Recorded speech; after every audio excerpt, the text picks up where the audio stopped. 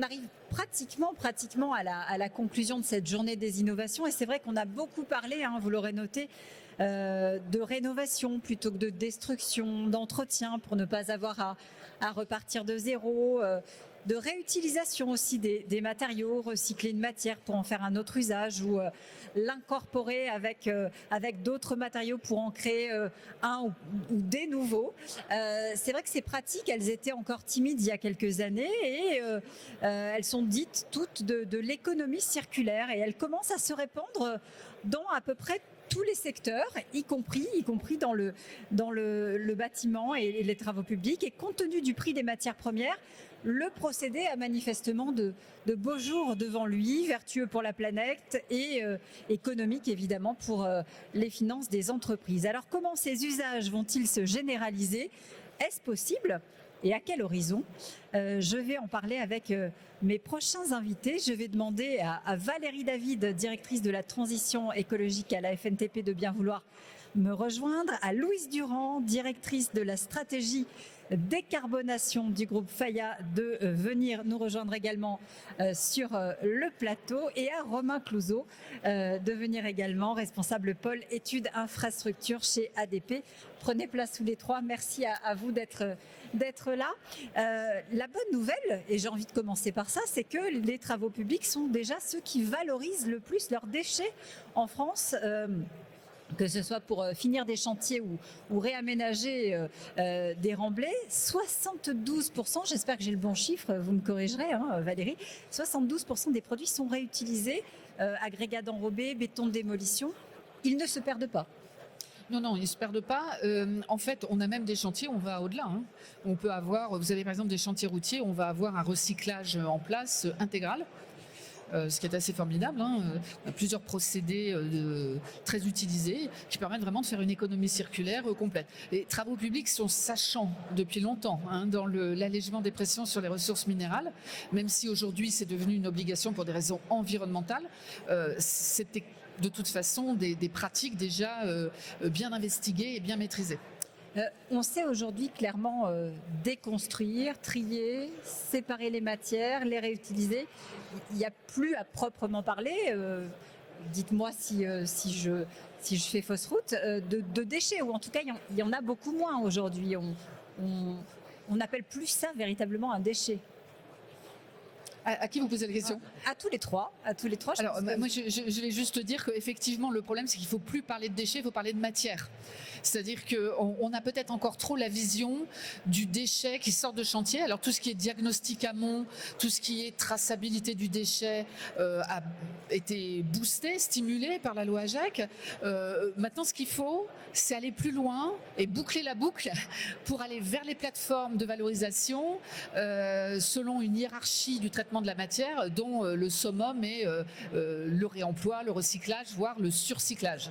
Et là, on est peut-être moins fort parce qu'on manque aussi de plateformes de réutilisation, de plateformes d'économie circulaire qui soient bien positionnées dans le territoire. Juste un point, je ne vais pas monopoliser la parole, mais juste un point, c'est très dommage qu'avec la loi zéro artificialisation nette, eh bien, une plateforme d'économie circulaire soit considérée comme artificialisante. Ça n'aurait pas dû être le cas, parce que finalement, ça va limiter les possibilités, les opportunités de créer des plateformes d'économie circulaire, et on en a désespérément besoin, parce qu'un déchet, ça voyage mal. Et si on veut faire d'un déchet une matière, il faut à proximité pouvoir trouver exactement en circuit court des plateformes de valorisation. Ça veut dire, j'imagine, que le secteur aujourd'hui, il a réussi à se doter d'outils efficaces. Comment vous avez fait, vous, justement, en interne, pour amener en fait ces nouveaux outils qui vont permettre de la réutilisation il a fallu repenser tous les process ? Alors c'est effectivement une notion de process avant tout, c'est-à-dire comment on réduit les quantités de matière qui quittent le chantier, et puis comment on arrive à les réinjecter dans des ouvrages, parce que c'est vraiment ça l'enjeu, c'est ce que vous disiez, c'est recycler, réemployer. Donc il y a une notion de process et effectivement je rejoins le fait que pour la massification il va y avoir un enjeu très clair de disposer de plateformes parce que la matière elle a besoin de temps pour trouver preneur et de rester qualitative sur ce délai-là. Donc il y a ce côté logistique et puis après il faut pouvoir être capable de le remettre en œuvre. Et donc ça, typiquement si on regarde dans les activités routières, il y a eu une évolution des solutions techniques. Alors effectivement, c'est des choses qu'on faisait déjà, le recyclage, on fait ça depuis 30 ans finalement avec nos produits, nos usines d'enrobés notamment. Par contre, le changement d'échelle, il est plus récent. Le changement d'échelle, nous, on a accompagné des clients qui nous demandaient à partir de, ça a commencé en 2017, est-ce que vous êtes capable de produire finalement la même machine, la même capacité de fonctionnement, même simplicité d'usage, mais par contre, au lieu de recycler à 30%, on passe un cap, on arrive à 50, 70, et on a aujourd'hui des usines d'enrobés qui fonctionnent à 70%, voire plus, et une démonstration, je crois que vous en parliez, à 100%. Donc le gap technique sur vraiment la partie matérielle, il est relativement récent et il a été fait vraiment grâce aux demandes de nos clients. Donc c'est de l'accompagnement incrémental. Justement, vous parlez des clients, c'est intéressant. Comment il réagit le marché ? Il est véritablement en demande, il est en recherche parce qu'il y a des obligations. On a parlé tout à l'heure, il y a la loi GEC, donc on sait qu'on a une contrainte, mais est-ce que du coup c'est stimulant pour les clients ? Alors c'est évidemment stimulant. Moi je vois pas forcément la contrainte, même si on baigne tous dans un environnement réglementaire, mais finalement les demandes elles ont commencé à croître avant que la loi ne se renforce. Donc c'est plus vraiment ça s'inscrit dans des trajectoires de décarbonation et une prise de conscience de plus en plus large que la ressource est finie. Et que donc il faut être capable aujourd'hui vraiment de la traiter de façon plus qualitative et plus soignée. Je vous voyais acquiescer, Romain. Oui, vous êtes d'accord avec ce qu'il vient de dire.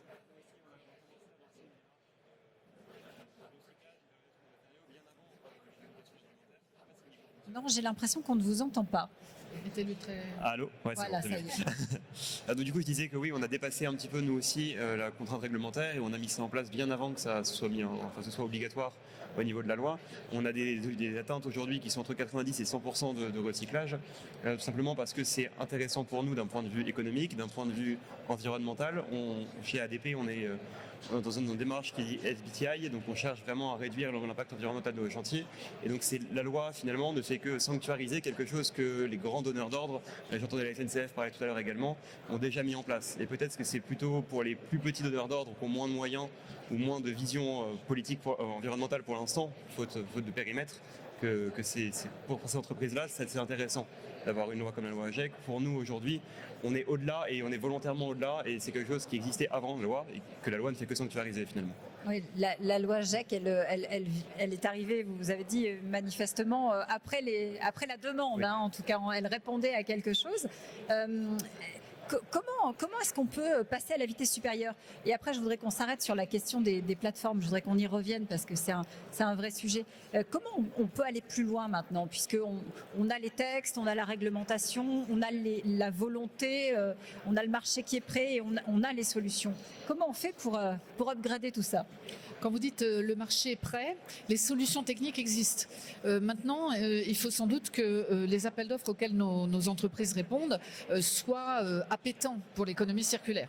Ce qu'on remarque très souvent, c'est que dans la commande publique, quand on a une note environnementale, elle ne distingue pas la partie carbone de la partie économie circulaire, de la partie biodiversité, par exemple. Donc, ça serait intéressant que l'économie circulaire soit considérée comme un critère à part entière dans la notation des offres. Donc ça, c'est pour la commande publique. Puis pour la commande privée, alors là, on a une très bonne nouvelle, même si pour certains, c'est des tracasseries administratives, c'est la taxonomie européenne. C'est-à-dire que la taxonomie, l'un des critères de la taxonomie, c'est l'économie circulaire.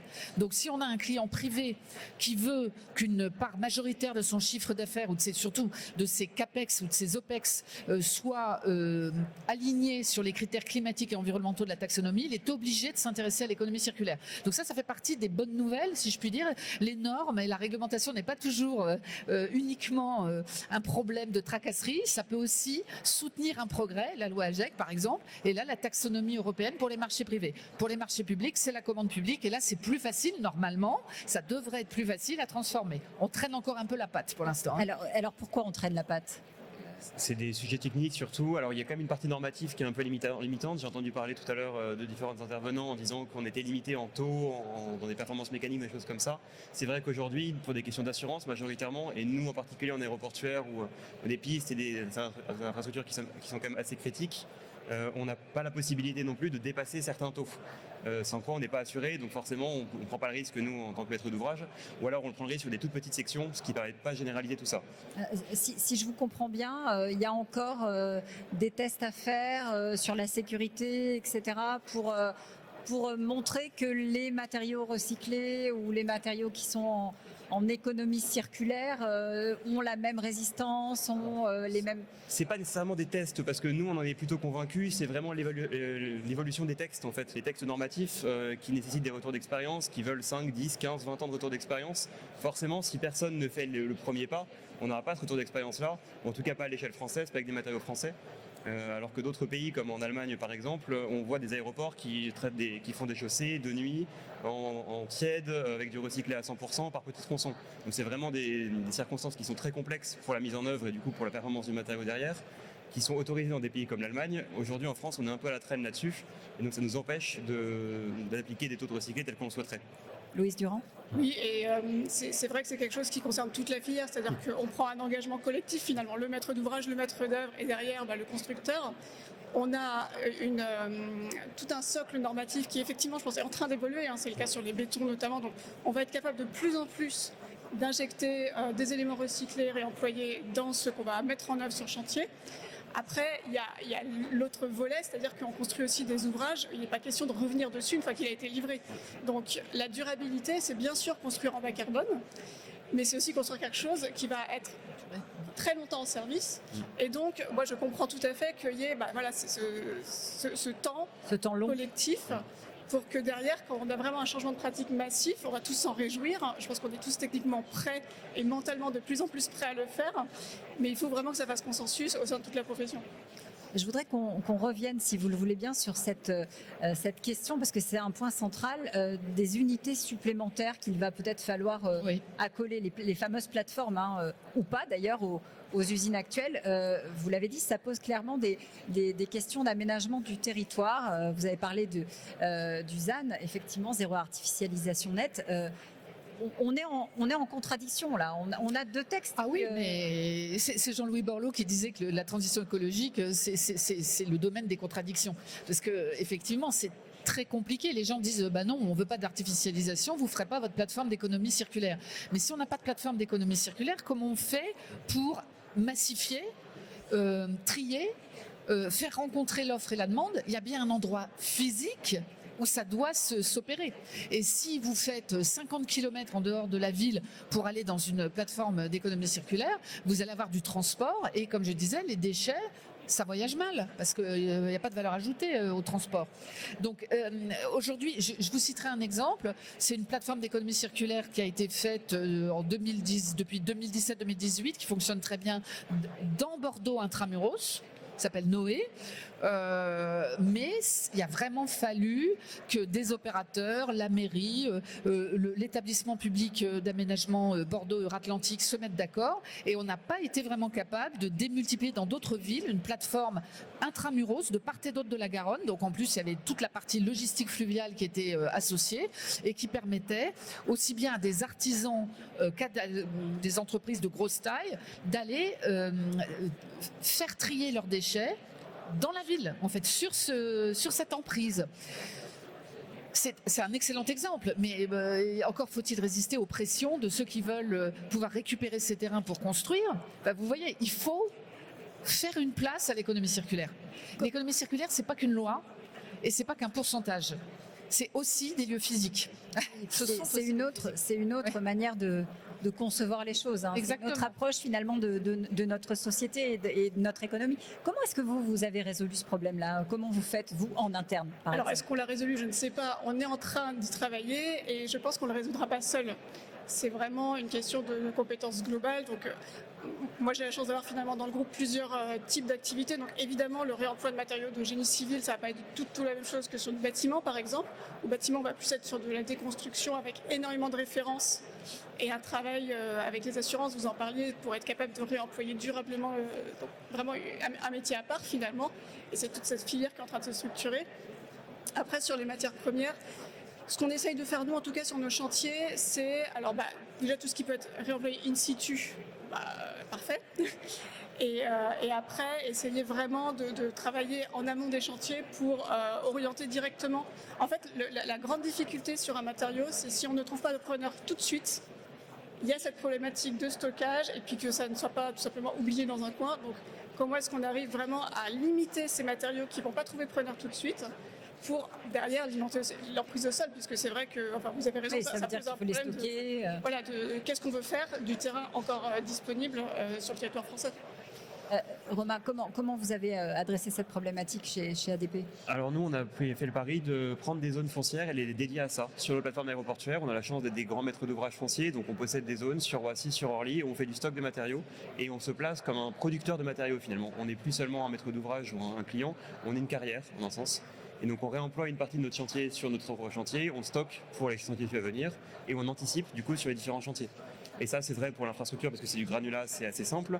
On le fait sur du bâtiment aussi de plus en plus maintenant. On essaye de faire de la construction en pensant à la démolition, donc en pensant à réemployer la poignée de porte, à réemployer le robinet, à réemployer tous ces détails-là. Et même sur des équipements maintenant, comme quand on dépose une passerelle, donc là où vous prenez l'avion, qui accoste l'avion, quand on la dépose chez ADP, on essaye de la revaloriser dans d'autres pays. On a mis en place tout un système d'économie circulaire où on va vendre la passerelle à nos partenaires en Afrique, en Asie, dans d'autres aéroports peut-être moins gros que nous, mais qui du coup sont contents d'avoir du matériel qui est encore en bon état, qui est pas assez bon pour nous, en tout cas tel qu'on juge, mais qui fonctionne encore parfaitement, comme une voiture de seconde main en fait. On fait le contrôle technique et on l'envoie dans un autre pays qui permet d'éviter la refabrication. Quelle est la part pour chacun d'entre vous de cette économie alternative circulaire que vous employez et à quels endroits aujourd'hui vous pouvez les utiliser? Je vous pose cette question parce que je me demande s'il y a encore vous avez cité pas mal de choses, est-ce qu'il y a encore des angles morts? Est-ce qu'il y a encore des endroits où on se dit ça, je ne sais pas où est-ce que je vais pouvoir le redéployer? Alors nous aujourd'hui c'est sur les équipements qu'on a encore du mal un petit peu à le faire. Les équipements type climatisation pour avion par exemple, on ne sait pas encore quoi en faire puisque c'est de l'équipement très particulier avec du gaz à l'intérieur, des choses comme ça. Donc ça on sait l'acheter, on sait le mettre en œuvre et on ne sait pas ce qu'on en fait à l'issue. C'est vraiment sur des équipements très spécifiques. Le tri-bagage c'est pareil. Une fois qu'on a le tri-bagage en tant que tel, donc tous les tapis convoyeurs sur lesquels circulent vos bagages, qu'est-ce qu'on en fait à la fin de la vie? C'est pas quelque chose qu'on peut démonter, qu'on peut réemployer à l'étranger. Il faudrait vraiment le démonter, le refondre l'acier, refondre le plastique. Donc ça aujourd'hui on ne sait pas encore quoi trop en faire. Et de votre côté, Louise? Alors nous, sur la partie construction, on est vraiment dans les seuils qui sont annoncés par les clients. Donc en fait, quelque part, on suit la demande qui nous est faite. En tout cas, on fait de notre mieux pour ça. Sur la partie matériel routier, c'est pas encore quelque chose qui est très attendu. Ça commence, et notamment pour les aéroports. On a des demandes sur nos tracteurs électriques dans les aéroports de pouvoir leur donner une seconde vie très qualitative. Donc là, vraiment, on est sur comment est-ce qu'on pourrait élargir cette démarche-là en ayant, disons, finalement les mêmes qualités d'un matériel neuf, en limitant l'extraction de leurs ressources. Après, pour être clair, d'un point de vue matière et carbone, le gain est quand même essentiellement sur la consommation des machines en elles-mêmes, que ce soit de la consommation d'énergie ou de la consommation de matières premières.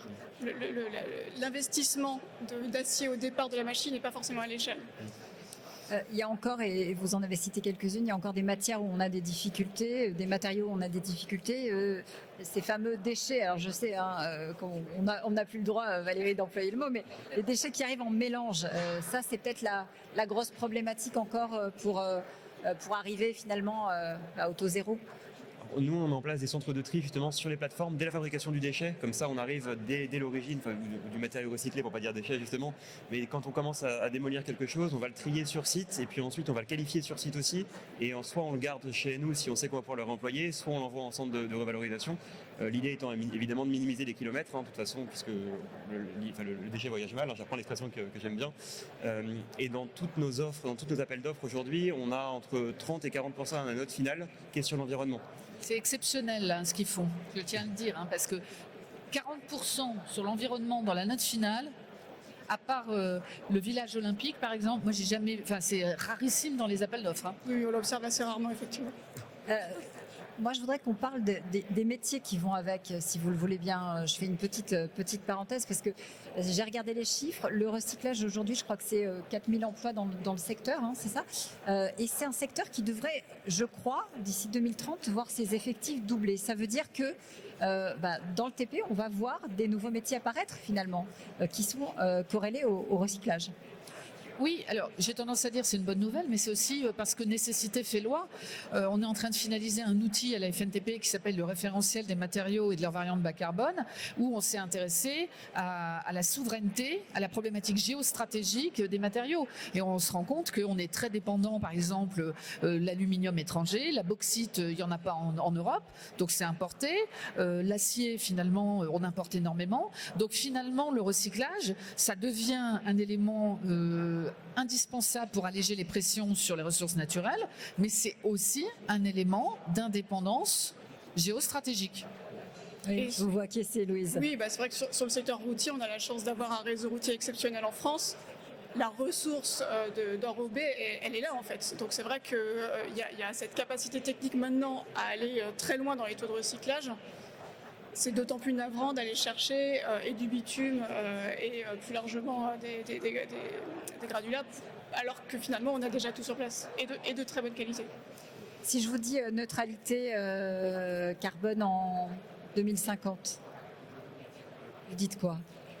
Je dis oui, si on est capable de développer, enfin de protéger les puits de carbone naturels que sont un certain nombre de biotopes à fort pouvoir de captation et également sans doute un peu de captation artificielle parce que la neutralité carbone, oui, mais pas sans captation de carbone. Vous voyez ce que je veux dire?